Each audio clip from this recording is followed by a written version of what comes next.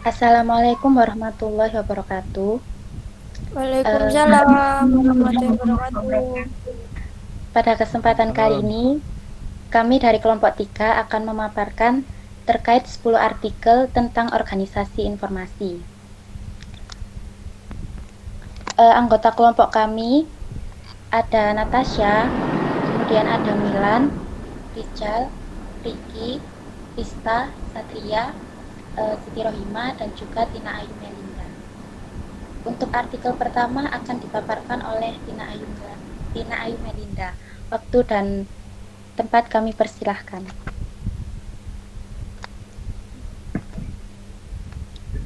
Oke, baik. Di sini saya akan menjelaskan. Di sini saya mengambil artikel dengan judul Implementasi Fungsional Recruitment Bibliographic Records atau FRBR dan dampaknya pada katalog modern. Jadi pada jurnal ini membahas mengenai sebuah konsep baru tentang pengolahan koleksi digital dan elektronik yang diperkenalkan oleh International Federation of Library Association atau IFLA pada tahun 1997. Konsep ini dikenal dengan istilah Functional Recruitment for Bibliographic Records atau FRBR. FRBR mengakomodasi kekhasan koleksi digital yang tidak terakomodasi di Anglo-American Cataloging Rules atau AACR. Model FRBR mendukung interoperabilitas. Istilah interoperabilitas dipahami sebagai sebuah kemampuan bertukar metadata antar database yang berbeda. Penerapan FRBR sendiri diyakini memberikan dampak positif terhadap perkembangan katalog modern. Oleh karena itu, selain adanya dampak positif, tentunya terdapat pro kontra dalam penerapannya. Jadi, inti topik dari jurnal ini membahas mengenai bagaimana dampak dari pengimplementasi FRBR pada perpustakaan sebagai mengganti AACR itu sendiri. Baik, next.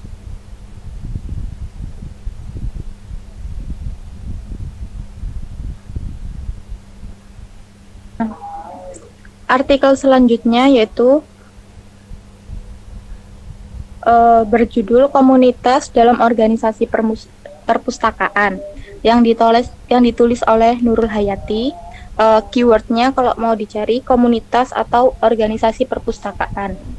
Artikel tersebut membahas mengenai pentingnya komunikasi dalam sebuah organisasi, termasuk di dalam perpustakaan. Komunikasi telah menjadi salah satu budaya yang ada di perpustakaan, karena komunikasi selalu terjadi dalam segala aktivitas yang dilakukan individu di dalam perpustakaan, baik secara lisan maupun secara tulisan.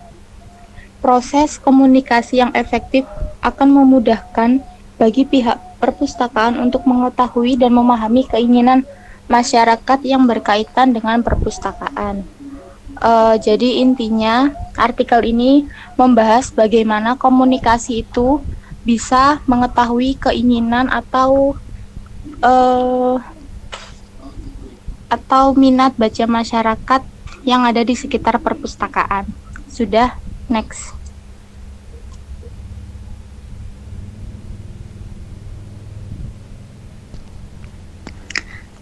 Selanjutnya, ada artikel yang berjudul Perkembangan Tren Terbaru dalam Temu Kembali Informasi yang ditulis oleh Septivananda Yudisman dari UIN Imam Bonjol tahun 2019.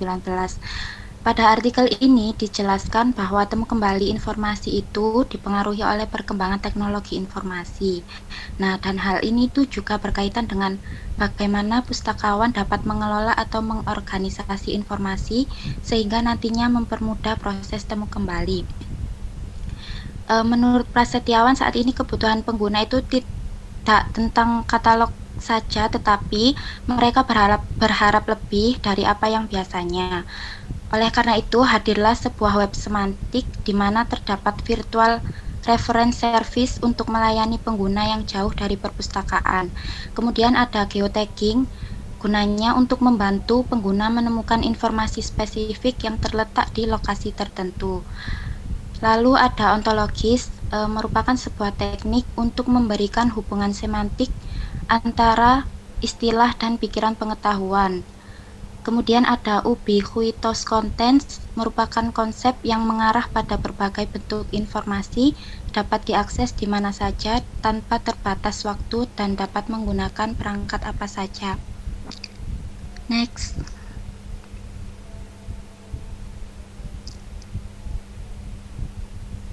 Lalu artikel pertama yang saya dapat judulnya Pengorganisasian Dokumen dalam Kegiatan Kepustakawan tahun 2015. Intinya yang dijelaskan semuanya tentang dokumentasi dan pengorganisasiannya. Kegiatannya mulai dari inventaris sampai dengan temu kembali dokumen tersebut. Next. Lalu ada artikel kedua yang saya dapat, judulnya Komparasi Aplikasi Perangkat Lunak Sistem Klasifikasi DDC Antenaum Lite 8.5, DFW version 1.0, Web 2 2.0, eDDC Edition 22. Artikelnya intinya dia membandingkan keempat aplikasi tersebut, mulai dari fitur-fiturnya sampai ke aplikasinya itu freeware atau bukan, atau itu memang bagian dari otomasi sistemnya atau bukan. Oke, segitu aja. Next.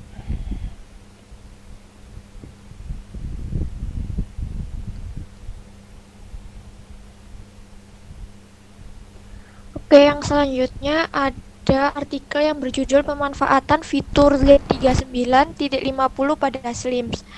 Jadi, artikel ini membahas mengenai penggunaan fitur Z39.50 pada Slim di Perpustakaan Universitas Fakultas Adab dan Humaniora UIN Alauddin Makassar. Maaf ya, ada kesalahan.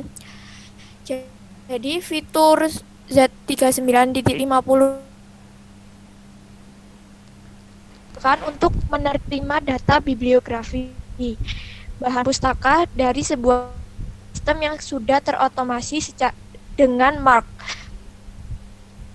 Jadi pustakawan di perpustakaan ini tuh sebelumnya sangat kesulitan pada saat memasukkan data bibliografi gitu ya. Nah, terus dengan adanya fitur ini tuh memudahkan pustakawan karena dapat melakukan proses copy cataloging.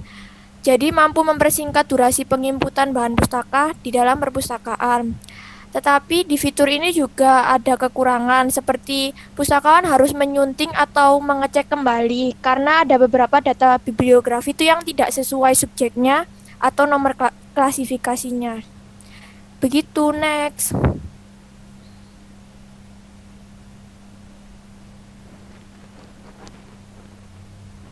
Untuk selanjutnya, ini saya mendapat artikel yang berjudul Mencermati Nomor-nomor Opsional atau Optional Number dalam Sistem Klasifikasi Persepuluhan DW edisi 23 atau DDC Edition 23.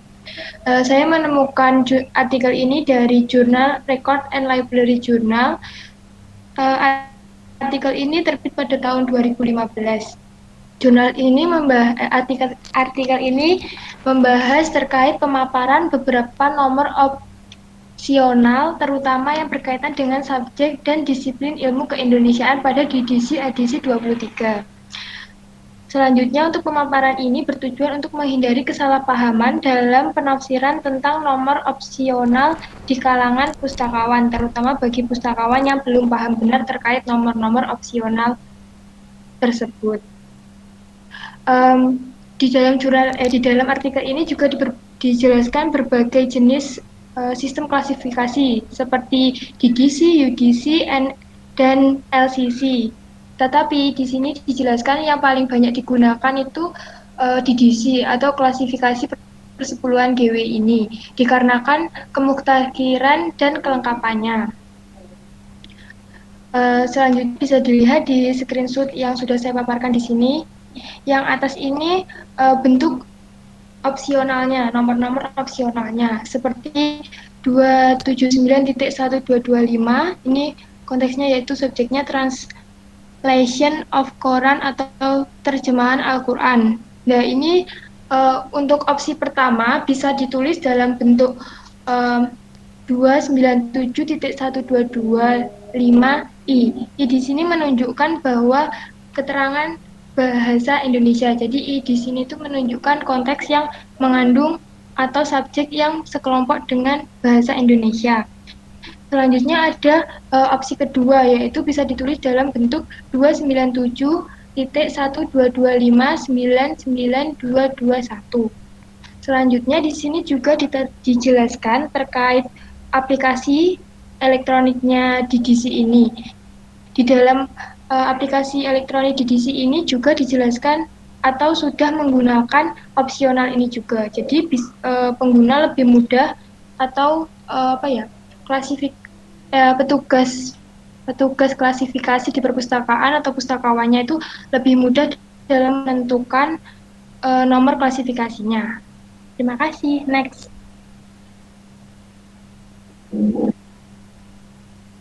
Oke, selanjutnya ini saya dapat artikel dari Unpad ditulis oleh Pak Yunus Minto. Itu model pengklasifikasian bahan pusaka berbasis warna. Saya dapat poinnya itu seperti ini ya. Topiknya itu intinya di dalam artikel itu menambahkan label warna pada punggung buku dengan warna-warna sederhana. Nah, warna-warna itu diambil dari pembagian warna dalam buku Dameri. Ya, ada buku warna primer, sekunder, dan tersier. Suara aku dengar ya, Reo? Dengar, Mas. Dengar, Bang. Ya. Jadi penggunaan warna ini kan diterapkan di SD. Kalau di Disito kan dia itu dianggap rumit dan kurang dipahami oleh siswa. Maka ketika ada penggunaan warna ini diharapkan sebagai pemperkenalan pemahaman tentang klasifikasi sejak dini kepada para siswa. Seperti itu kira-kira. Oke, lanjut.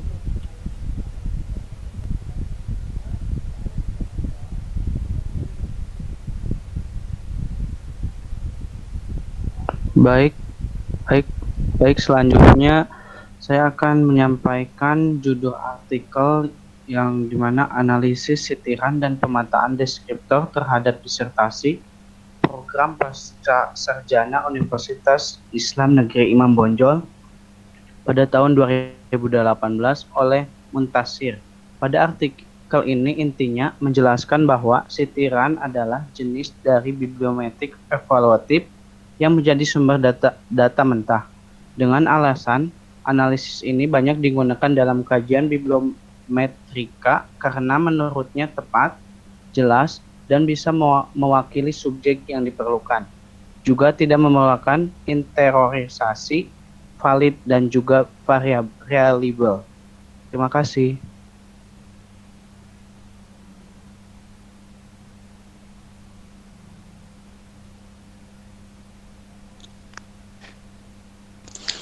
Ya, baik, itu tadi adalah pemaparan dari 10 artikel terkait organisasi informasi.